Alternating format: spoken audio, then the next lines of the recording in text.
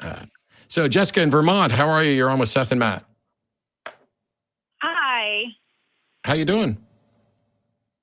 Doing good. I feel really privileged to talk to both of you. I like both of you so much. You've taught me a lot. Thank you. Thank you. That's the only one you should like. Let's fix that right. Well, I'm sure you probably have in front of you what I talked to the guy that answers all of the calls before you guys. But I'm going to try to not get emotional because this is very emotional for me.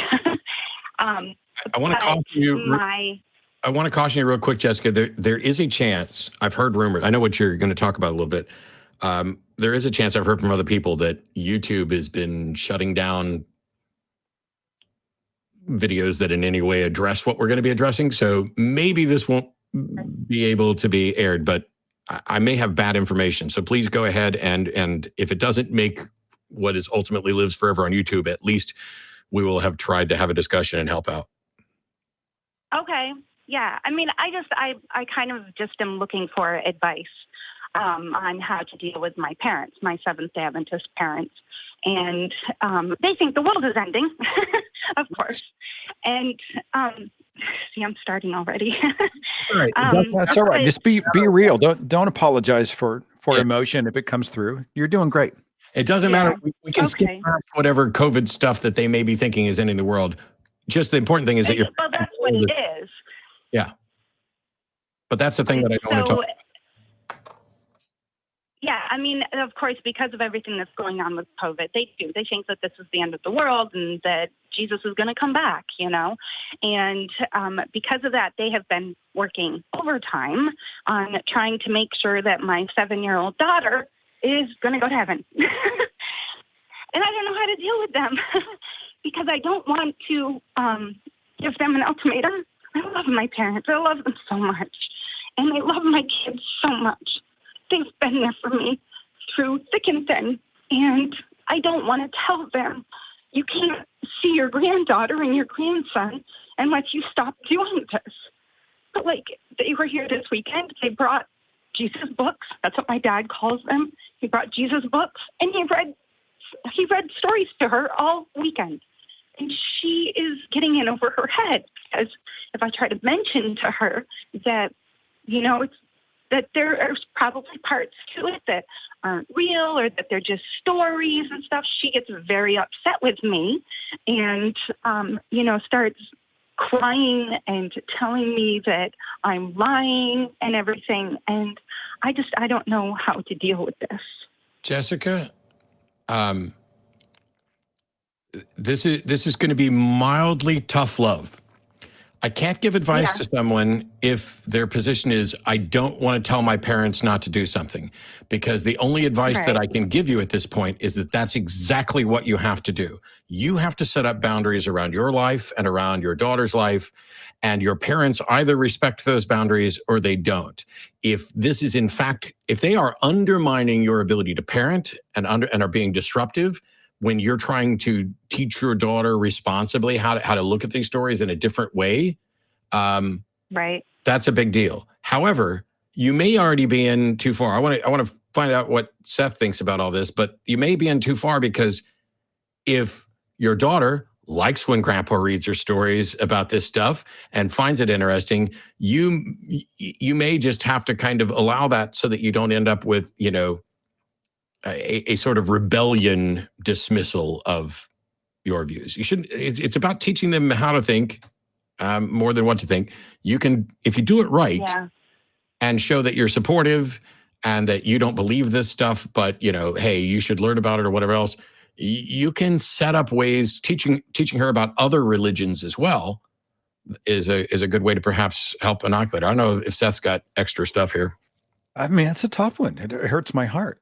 You can hear it in her voice. There is a familial consequence that keeps a lot of people from breaching this with moms and dads and siblings and spouses because, if I hold the line, then they may disappear or I may have to disappear them from my life. And I love them and I don't want to do life without them. I want them to have grandparents, my child to have grandparents. And, there's this weird familial blackmail that kind of happens, whether or not they intend to hold it over you. But I just grieve at the idea that you and your daughter are cheated out of an authentic life because someone else can't observe boundaries. There's this weird parental permission that happens sometimes. And parents will say, well, this is not how we raised you. So they somehow tell you that, this is how you're supposed to live, and this is who you're supposed to marry, and this is how you're supposed to worship, and this is how you're supposed to vote. And if you don't do those things that we have prescribed for you, then we failed as a parent. How could you have failed us? We failed you. It's a failure all around, And it hurts my heart to hear about it. But Matt's right. You are very much in the right when it comes to drawing a line, a boundary, and saying you're not going to parent my child. And I think it's important that my child know what you believe and that you believe. I think that's just fine. Well, ask them how they would feel if, while they were raising you, somebody else in the family who was, for example, Catholic or Hindu, were trying to teach you their religion as if it were true. Ask them how they would respond to somebody undermining their parenting that way. Well, that's a really good point. And I think the idea that they get to do this because they're on the family tree, or because, you are our daughter, and I get that they're concerned for the child's immortal soul and all that. But I think, to me, this causes us such emotional pain that we often will allow things we normally would not allow. And I sense that in you, right? Yeah. I mean, because all the way up until everything started happening with COVID, if my two kids went down to their house and stayed for the weekend, which would happen once every couple of months or whatever, they would bring the kids to church. And my husband and I were always like, whatever. It's not a big deal. They did the same thing. I have two older children. They did the same thing with them. And both of those older children are atheists. And my 20-year-old is actually the one who opened my mind to how religion is such a farce.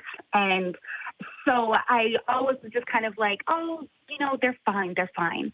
But now that everything's been going on with COVID, it's like they are just going out of control with it. It's like every time I turn around, they're talking to her about it. They're reading things to both of them about it.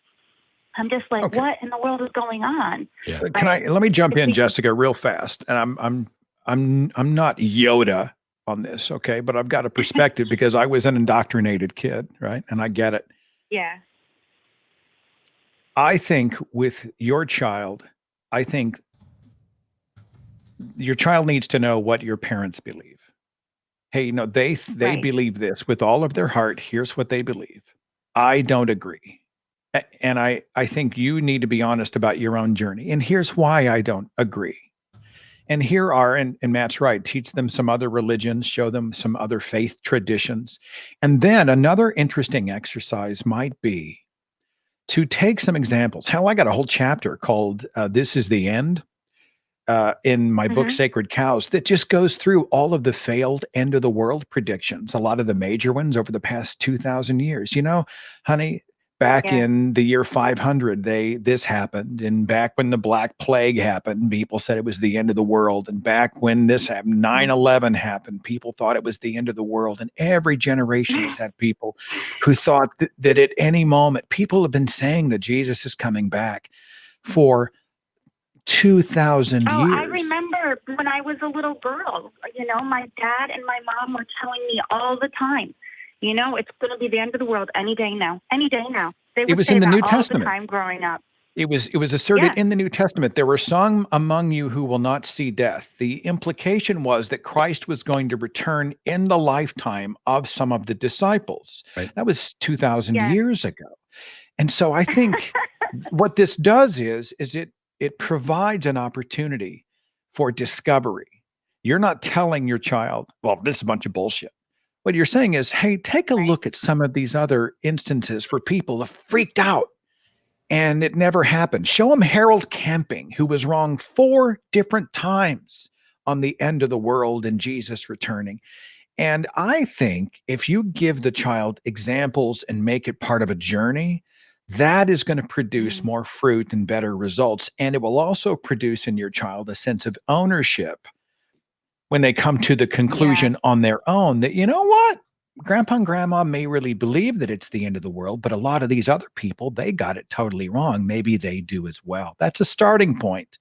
I don't know if that has any usefulness or utility for you or not, but that's kind of where I fall. There are exercises you can do. I know Russell Glasser used to recommend quite often playing a game about how you tell the difference between what's fantasy and what's reality. How do we know dinosaurs are real and insert fictional unicorns aren't?